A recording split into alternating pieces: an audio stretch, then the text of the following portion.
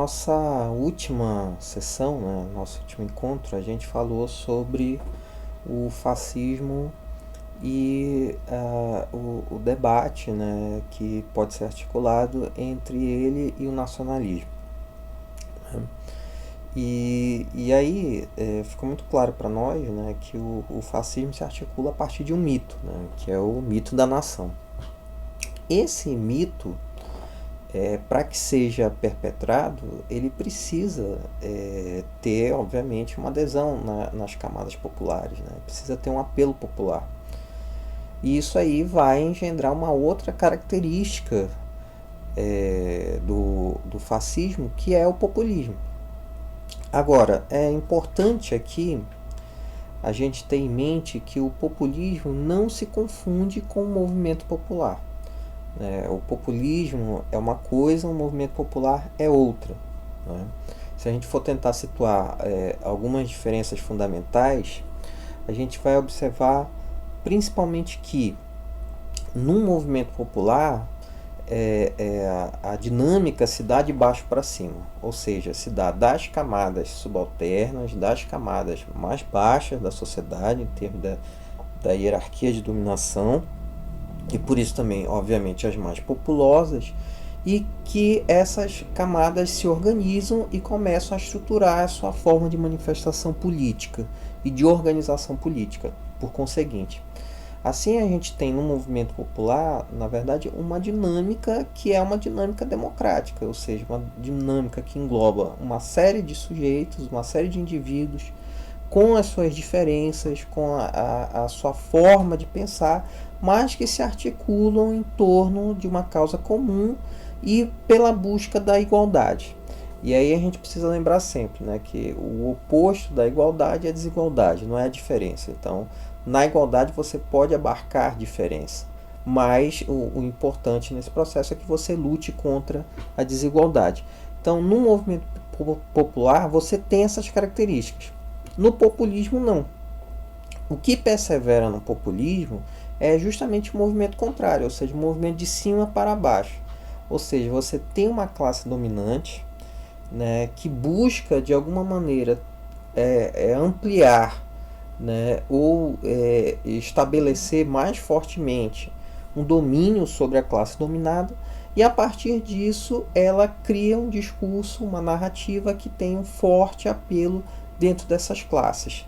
E aí é que surge, por exemplo, no caso do fascismo, a ideia de povo, ou seja, a ideia de um conjunto de indivíduos estabelecidos socialmente de maneira uniforme, né, e que seguem padrões bastante definidos e que por isso são obviamente interpretados de uma maneira também homogênea. Isso faz também, né, que dentro desse movimento populista, né, se cria uma narrativa extremamente lisonjeira desses povos. Obviamente que quando você diz, olha, nós somos um povo, esse povo tem uma uniformidade, né, ele tem uma homogeneidade. Essa homogeneidade tem que ser uma homogeneidade engrandecedora, ela tem que trazer elementos extremamente favoráveis a esse povo, ou seja, de modo que ele se sinta seduzido.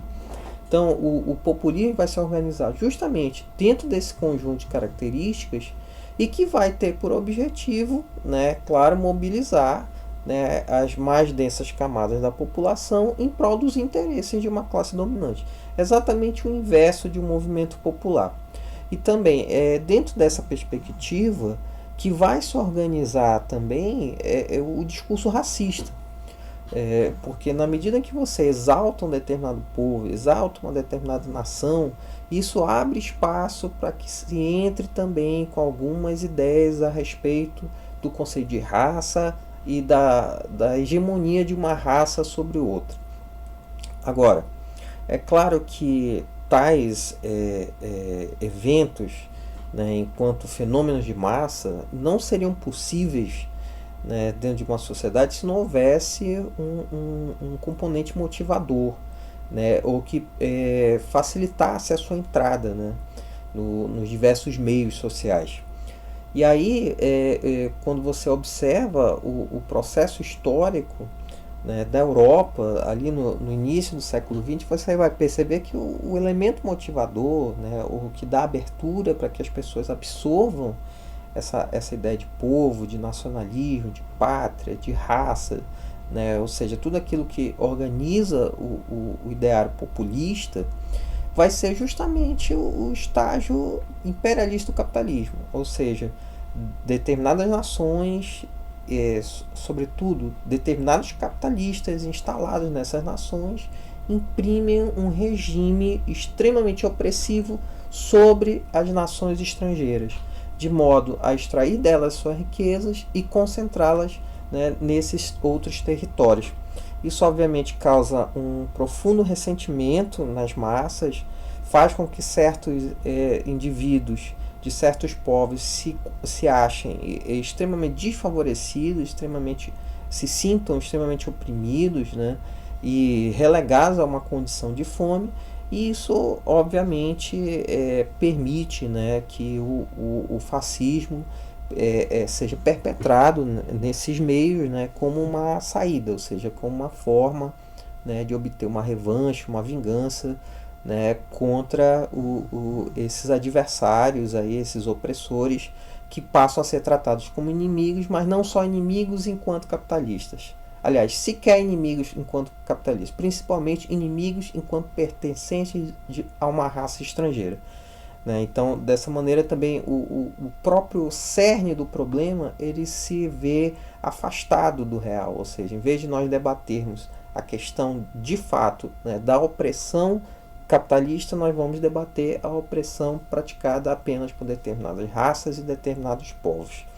Mas é justamente isso, né, o que serve nesse momento ao discurso fascista e o que faz com que ele, né, possa ter planos de abertura, né, para incorporar diversos componentes do capitalismo. E é justamente essa relação, né, entre capitalismo e fascismo que nós vamos ver no nosso próximo encontro. É isso. Obrigado.